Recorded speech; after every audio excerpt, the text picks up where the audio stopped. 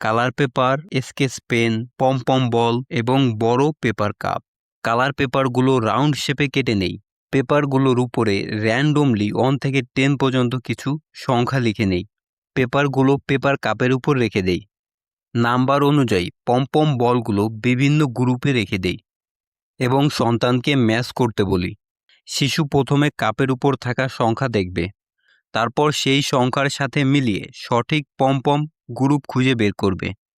শেষে কাপটি তুলে সেই পম গ্রুপের উপর বসিয়ে কভার করে দিবে।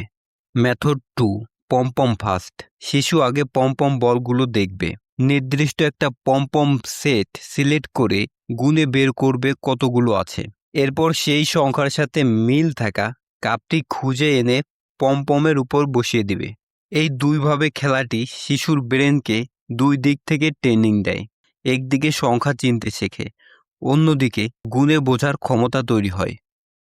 Skill development, number sense, counting ability, logical thinking, focus and attention, fine motor coordination.